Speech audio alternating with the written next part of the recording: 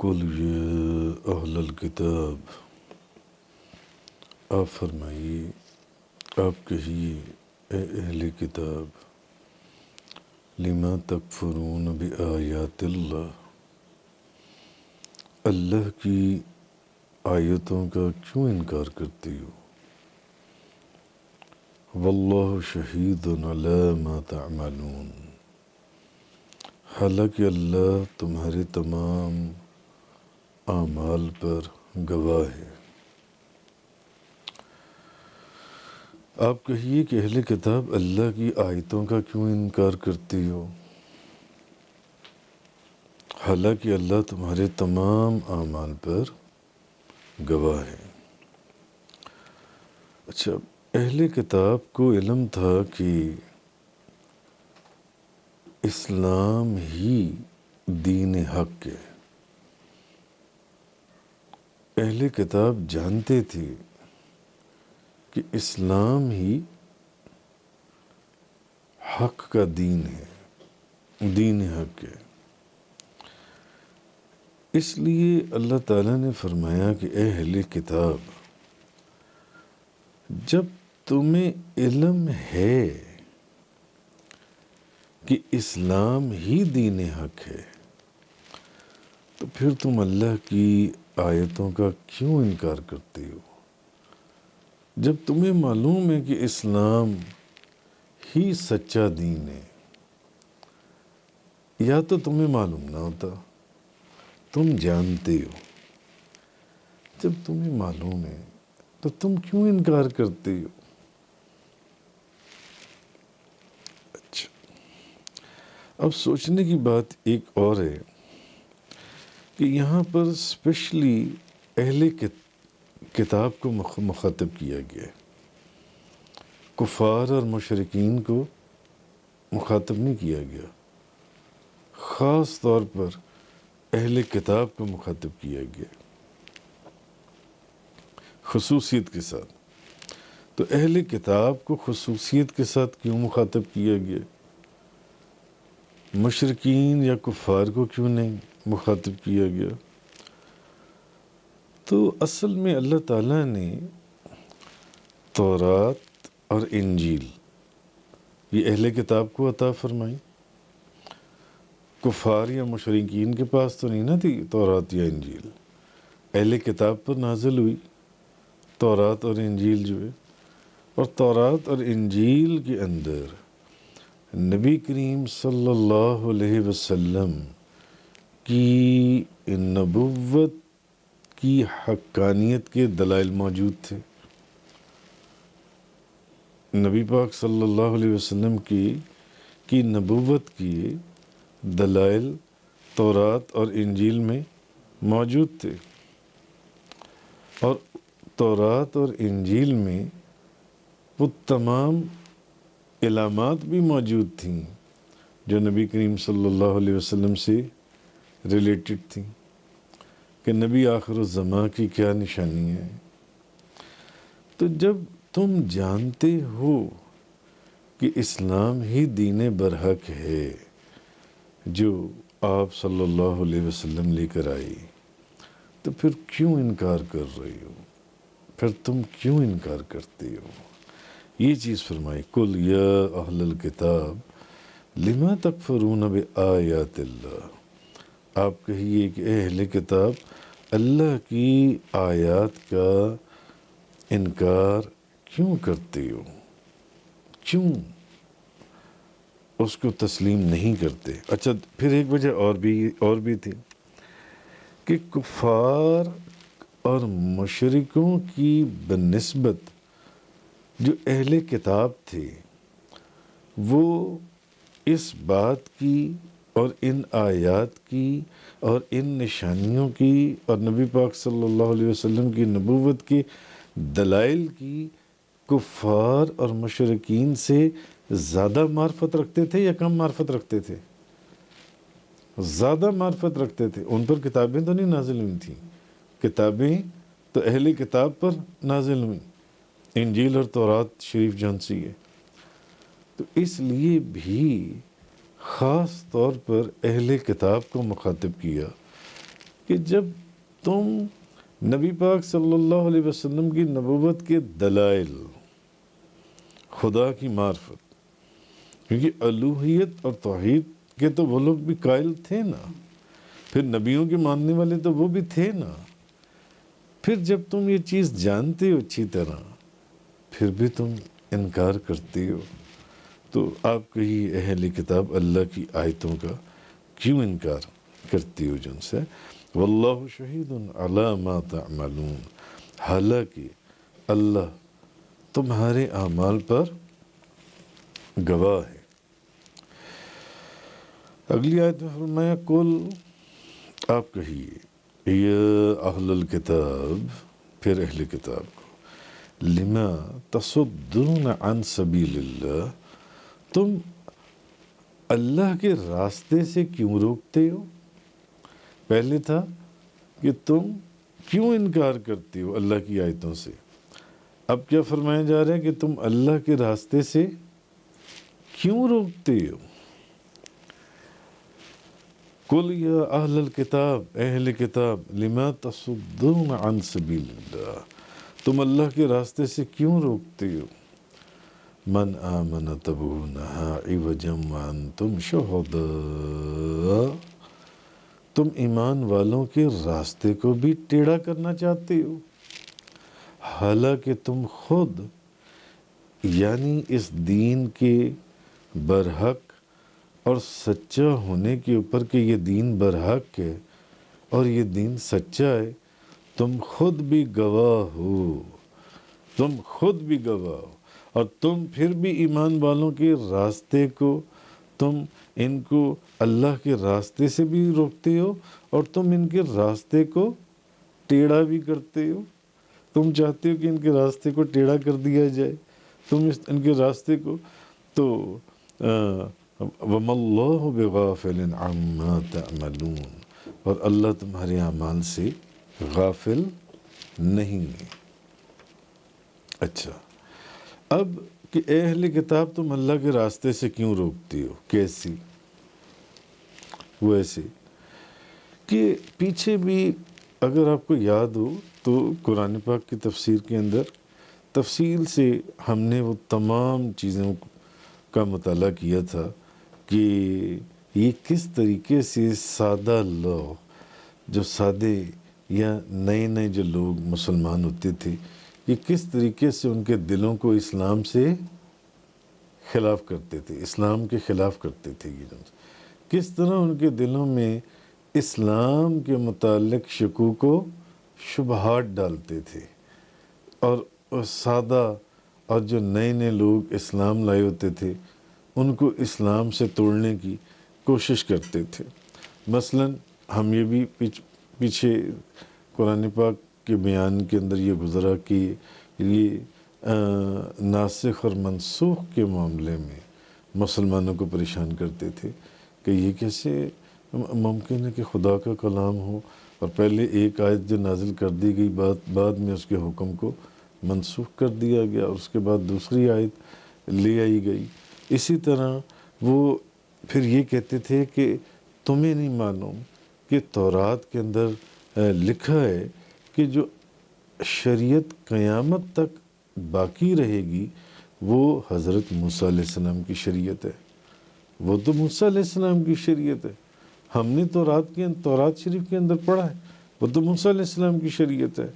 اچھا، پھر یہ کہ وہ حالانکہ جیسے کہ پچھلی آیات کے اندر گزرا، پچھلی چند آیات کے اندر کہ نبی کریم صلی اللہ علیہ وسلم کی نبوت کے دلائل کا انکار کرتے تھے، اور جب اللہ پاک نے فرمایا محبوب ذرا ان کو کہیں کہ اگر یہ بات تورات شریف میں لکھی ہے تو لو لے آؤ، ہمیں دکھاؤ تورات کے اندر کہاں ہے یہ لکھا ہوا جن سا ہے۔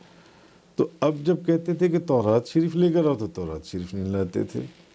تو ان کے مختلف حیلے اور بہانے تھے کہ یہ مسلمانوں کو جن سے یہ سادہ لو مسلمانوں کو یہ ایسی چیزوں کے ساتھ پریشان کرتے تھے اور ان کو دین سے دور کرنے کی کوشش کرتے تھے کہ وہ اسلام کو جن سے چھوڑ دیں۔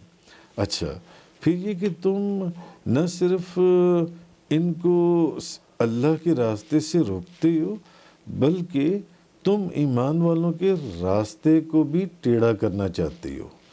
تم چاہتے ہو کہ ایمان والوں کا جو راستہ ہے وہ ٹیڑھا کر دیا جائے۔ اب وہ ٹیڑھا کیسے کرتے تھے؟ مثلاً اپنی کتابوں میں جو تحریف کرتے تھے، جن آیات کو انہوں نے تبدیل کر دیا، یہ بھی ہم تفصیل سے پڑھ رہے ہیں کن کن آیات کو انہوں نے تبدیل کیا تھا اپنی کتابوں کے اندر۔ اچھا، یا پھر جن آیات کو تبدیل نہیں کرتے تھے تو جو سادہ لوگ جو تورات شریف پڑھ نہیں سکتے تھے ان کو کہتے تھے کہ تورات کے اندر یہ والی آیات موجود ہیں، جبکہ وہ والی آیات تورات میں موجود ہی نہیں ہوتی تھیں۔ تو یا پھر جو پڑھنے والے تھے ان کے سامنے وہ آیات تبدیل کر دیتے تھے، اور یا پھر تورات کو سامنے لے کر ہی نہیں آتے تھے۔ تو اس طریقے سے یہ لوگوں کو گمراہ کرتے تھے۔ تو اللہ تعالیٰ نے فرمایا کہ اللہ تعالیٰ ان کے کرتوتوں سے واقف ہے۔ اللہ تعالیٰ وَمَا اللَّهُ بِغَافِلٍ عَمَّا تَعْمَلُونَ، اللہ تمہارے اعمال سے غافل نہیں ہے، وہ تمہارے کرتوتوں سے واقف ہے، اور ان قریب تمہیں اس کی سزا دے گا۔ جن سے تمہارے کرتوتوں سے واقف ہے۔ اچھا، آگے فرمایا یا ایھا الذین آمنوا ان تطیعوا فریقا من الذین اوتوا الکتاب یردوکم بعد ایمانکم کافرین۔ اے ایمان والو، اگر تم اہل کتاب کے کسی ایک گروہ کی اطاعت کرو گے تو وہ تمہیں تمہارے ایمان لانے کے بعد کفر کی طرف لوٹا دیں گے۔ اے ایمان والو، پچھلی دونوں آیات میں اہل کتاب، اب ایمان والو اگر تم اہل کتاب کے ایک گروہ کی اطاعت کرو گے تو وہ کیا کریں گے؟ اہل کتاب جو ہے، اگر تم ان کے کسی گروہ کی اطاعت کرتے ہو تو وہ کیا کریں گے؟ وہ تمہیں تمہارے ایمان لانے کے بعد تمہیں دوبارہ کفر کی طرف لوٹا دیں گے، تمہیں دوبارہ تمہارے کفر کی طرف لوٹا دیں گے۔ مثلا شاس بن قیس ایک بوڑھا یہودی تھا اور بڑا ایک کٹر کافر تھا اور بڑے کٹر یہودی تھا، اور اس کے دل میں مسلمانوں کے لیے بڑی سخت نفرت تھی۔ ایک دن اس نے دیکھا کہ قبیلہ اوس اور خزرج کے کچھ لوگ جو ہیں مسلمان، وہ آپس میں بیٹھے بڑی محبت کی باتیں کر رہی ہیں۔ وہ چند مسلمان بیٹھے ایک جگہ پر آپس میں، کچھ اس قبیلے سے تعلق رکھتے تھے، کچھ اس قبیلے سے تعلق رکھتے تھے، تو آپس میں محبت کی باتیں ہو رہی ہیں، پیار محبت کی، اتفاق کی، یگانگت کی باتیں ہو رہی ہیں۔ اب وہ جو شاس بن قیس تھا نا، یہ بڑا کٹر یہودی اور کافر تھا، اور اس کے دل میں بڑی نفرت تھی جن سی مسلمانوں سے۔ اچھا، اب اس نے جب یہ دیکھا نا تو اس کی حالت خراب ہو گئی۔ اس نے نا ایک یہودی کو بلایا اور اس نے ایک یہودی کو وہاں اپنے پاس بٹھا لیا، اور ان کے سامنے نا اب ان دونوں قبیلوں، جو دونوں مسلمانوں کے قبیلے آپس میں بیٹھ کر ان کے لوگ پیار محبت کی باتیں کر رہے تھے، ان کی جو پرانی رنجشیں تھیں نا ان کا ذکر چھیڑ دیا اس نے۔ ایسے لوگ ہوتے ہیں ہر کمیونٹی کے اندر، ہر سوسائٹی کے اندر، ہر گروپ کے اندر ایسے لوگ ہوتے ہیں۔ اس نے نا ایسی باتیں چھیڑ دیں جن باتوں سے کہ یہ جو پیار محبت اور اتفاق کے ساتھ آپس میں ایک دوسرے کے گلے مل رہے ہیں اور ایک دوسرے سے محبت کی باتیں شیئر ہو رہی ہیں اور ایک دوسرے پر جان قربان کرنے کے لیے تیار ہیں، تو یہ ایسے منافق اس دور میں بھی تھے اور اس دور میں بھی موجود ہیں۔ اس طرح کے منافق چلتے ہیں جو ان سے ہر دور میں، ہر گروپ میں، ہر جگہ پر موجود ہوتے ہیں۔ اچھا، اس نے جب دیکھا تو اس کی حالت خراب ہو گئی۔ اس نے ایک یہودی کو بلایا، اور جو ان دونوں قبیلوں کے درمیان میں پرانی رنجشیں تھیں، نفرتیں تھیں، ایک ان کے درمیان میں جنگ ہوئی تھی، بڑی زبردست جنگ جو تھی، اس نے اس جنگ کا قصہ چھیڑ دیا، اس جنگ کا قصہ چھیڑ دیا، اور اس نے کچھ ایسے اشعار پڑھنے شروع کیے اس جنگ کی کہ جن کا پلہ کمزور رہا تھا، جن کا پلہ بھاری رہا تھا، یعنی کمزور جن کا پلہ کمزور تھا وہ ذلیل ہو گئے، وہ فلانا ہو گئے، وہ یہ ہو گئے، یعنی ان کو خراب کیا۔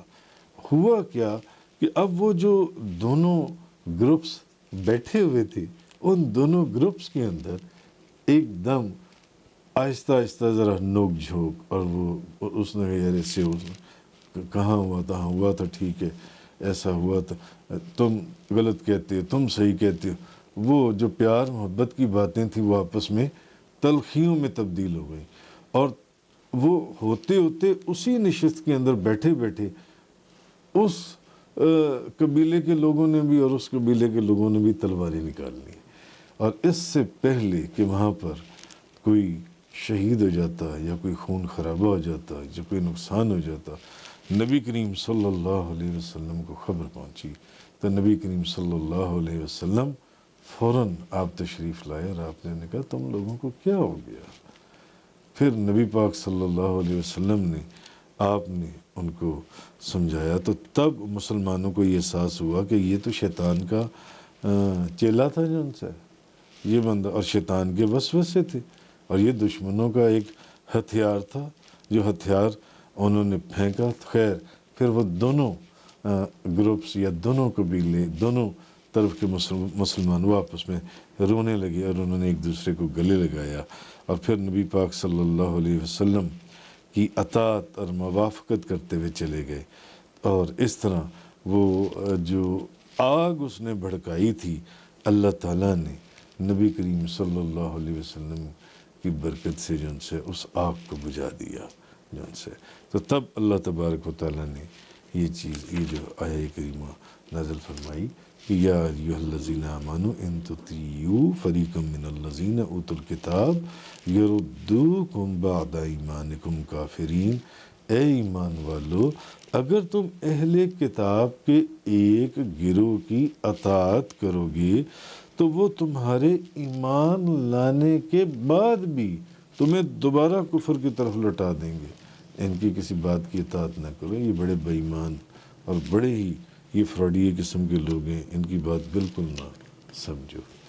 خیر آگے فرمایا وَكَيْفَ تَكْفُرُونَ وَأَنْتُمْ تُتْلَى عَلَيْكُمْ آیَاتُ اللَّهِ وَفِيكُمْ رَسُولُهُ، اور تم کفر کرو گے تو کیوں کر کفر کرو گے؟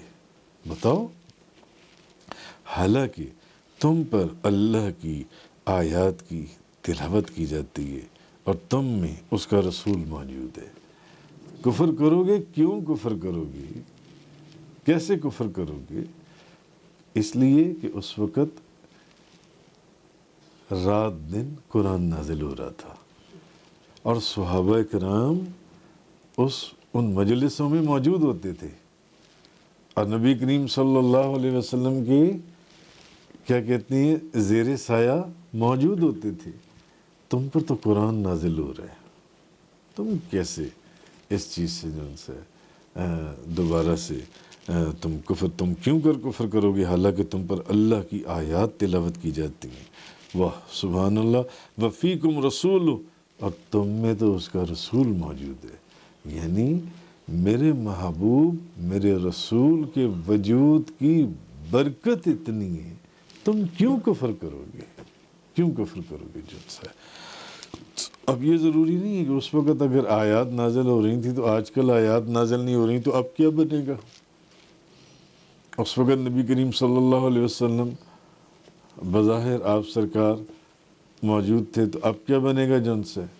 اگر اس وقت قرآن نازل ہو رہا تھا یعنی قرآن موجود تھا تو قرآن تو آج بھی موجود ہے۔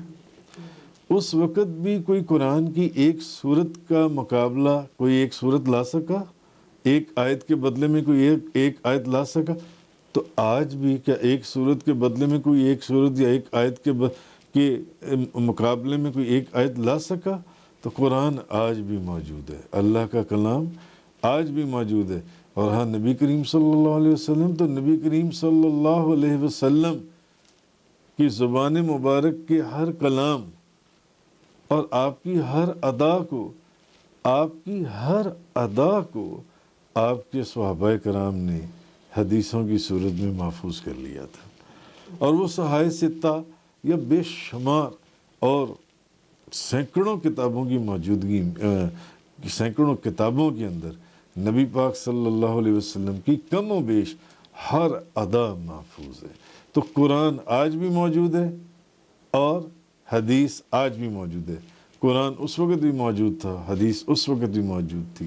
تو ایسا نہیں ہے کہ یہ برکت اس وقت کے لیے خاص تھی، اب اس کی کوئی برکت موجود نہیں ہے، ابھی بھی اس کی برکت ویسے ہی موجود ہے۔ وَكَيْفَ تَكْفُرُونَ وَأَنْتُمْ تُتْلَىٰ عَلَيْكُمْ آيَاتُ اللَّهِ وَفِيكُمْ رَسُولُهُ، تو تم کیوں کر کفر کرو گے حالانکہ تم پر اللہ کی آیات تلاوت کی جاتی ہیں اور تم میں اس کا رسول موجود ہے۔ وَمَن يَعْتَصِم بِاللَّهِ فَقَدْ هُدِيَ إِلَىٰ صِرَاطٍ مُسْتَقِيمٍ، اور جو شخص اللہ کے دین کو مضبوطی سے پکڑے گا تو بے شک اسے سیدھے راستے کی ہدایت دی جائے گی۔ جو شخص بھی اللہ کے دین کو مضبوطی سے پکڑے گا، تو اس آیت کے اندر صحابہ کرام جنسی ان کی ایک عظیم فضیلت ہے، کیونکہ ان کے لیے استقامت اور گمراہی سے حفاظت کی دو زبردست چیزیں موجود تھیں، قرآن مجید کا سننا اور ہر قسم کے شک اور شبے کے ازالے کے لیے ان کے لیے کافی تھا، اور نبی پاک صلی اللہ علیہ وسلم کی سیرت کے انوار کا مشاہدہ جن سا ہے۔ تو ان سے زیادہ قرآن اور سنت کو مضبوطی سے کس نے پکڑا؟ انہوں نے نبی کریم صلی اللہ علیہ وسلم کی موجودگی میں پکڑا قرآن کو اور نبی پاک صلی اللہ علیہ وسلم کی سنت کو، اور آج بھی یہ موجود ہے، جیسے کہ پچھلی آیت کے تحت بیان ہوا کہ قرآن اور اس کی نبی کریم صلی اللہ علیہ وسلم کی سنت موجود ہے۔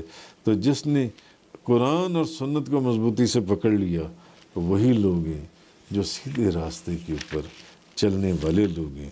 اس کو اللہ پاک نے فرمایا وَمَن يَعْتَصِم بِاللَّهِ فَقَدْ هُدِيَ إِلَىٰ صِرَاطٍ مُسْتَقِيمٍ، اور جو شخص اللہ کے دین کو مضبوطی سے پکڑے گا تو بے شک اسے سیدھے راستے کی ہدایت دی جائے گی۔ تفسیر قرآن کا یہ لیکچر انگلش میں سننے کے لیے براہ کرم ڈسکرپشن میں موجود لنک پر کلک کریں۔